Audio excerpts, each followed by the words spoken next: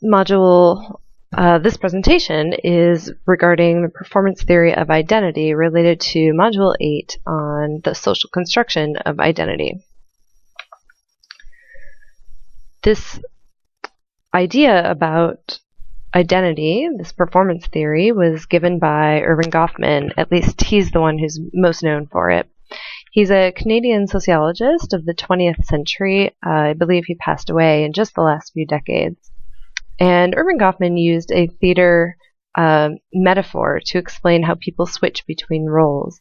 Goffman was spending some time, I believe, in Ireland, and he noticed when he was staying with a family that when someone knocked on the door, a family member went to answer, and that family member really changed their personality, the way that they were standing, etc., when they went to answer the door. So there was a difference between the way that they acted and behaved within their family versus when they were going to speak with someone from outside of their family.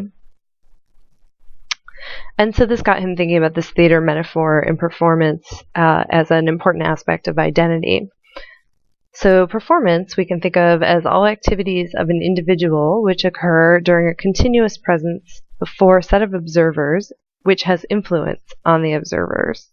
So of course, when we think of theater, we recognize that that is what we expect to see happening. We expect there to be activities, a continuous presence before a set of observers that then influences the observers. Goffman noticed that people do the same thing or something very similar when they go through all these different roles that they have in their lives. So in this way, he thought of identity as really being dependent on your social situation. To take Goffman to the extreme, there's no self beyond your relationships with other people. So another term he used that was important was this concept of front. So any performance that one makes regularly and becomes used to enacting is a front. We might think of this as something negative, but he was using it in a positive way just to say that this is the way things are. For example, when I'm teaching, I certainly have a type of front that I use that is different from the type of front I use with my family. If I used either one in the opposite role, it probably would seem quite strange. So these are aspects of how I perform my identity. In terms of front, there's many different aspects that Goffman described, and he continued to use the theater metaphor to make this description. So one is the setting, considering the location, including scenery and props for the performance that is taking place. If you imagine when I'm teaching, especially in a traditional classroom, face-to-face class, there are certain props that I have available to my disposal. Preferably there's some kind of lecture podium, although when that's not there, I still use a desk at the front of the class to create the appearance of a lecture podium. And there's usually some kind of whiteboard and a computer with a screen and a projector with a screen in order to present various materials. So these are all types of things we could think of as setting.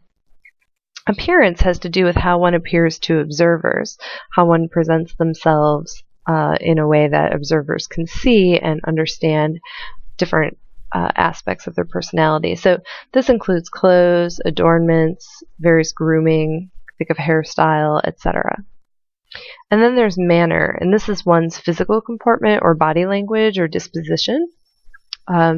So this is part of what is reflected towards observers as well. Disposition can also include facial expression. And Goffman noted that all these different things change as we go from role to role in our lives. A really important aspect of Goffman's work is to consider this idea of team. Goffman said that people actually have to cooperate for the performance to work, and if they don't, they might actually compromise the whole group. So if you think of a traditional classroom setting with a face-to-face class, for the class to work, I have to assume the role of teacher and other people have to assume the role of students. If someone got up in the middle of the class and started to stand at the front of the room and stand behind maybe the lecture podium and began to talk, we would all be thrown off and the structure wouldn't really seem to work as well. For me to be able to teach, people have to cooperate to be students. And when that doesn't happen, there's a struggle that goes on, and often people feel best when the person who's not cooperating begins to cooperate or leaves. So there is this aspect of identity that we can think of that involves everyone cooperating for the identity or the performance to work or be accepted. When Goffman was talking about all these different aspects of performance, it's important to keep in mind that while he did think that there was not a self aside from your social relationships and the fronts you use in those different roles in your lives, he did recognize that people can mix and match these different aspects of their performance. So there's no one way to put together appearance and setting and team and so on in order to be a teacher. There's creative aspects to this as well to get particular responses. So people adjust the various aspects of their performance in order to elicit a response that they are going for in a given situation. Another interesting aspect of Goffman's theater metaphor is to think about front stage and backstage. So, of course, in a theater, we know what these are, but he said that this can occur outside of a theater setting as well. So, for example, the front stage is where the performance takes place, and the backstage is actually the areas restricted from the public.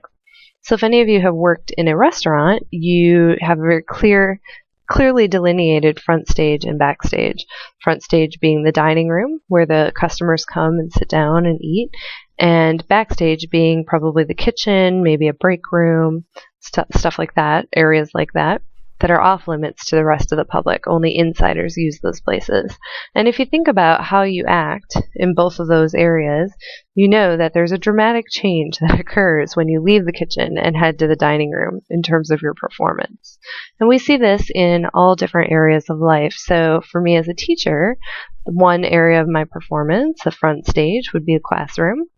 Backstage would be the faculty lounge, maybe my office with other faculty members, any space where I'm interacting with other faculty members could be the backstage. And there's a very different type of performance that goes on in those backstage settings.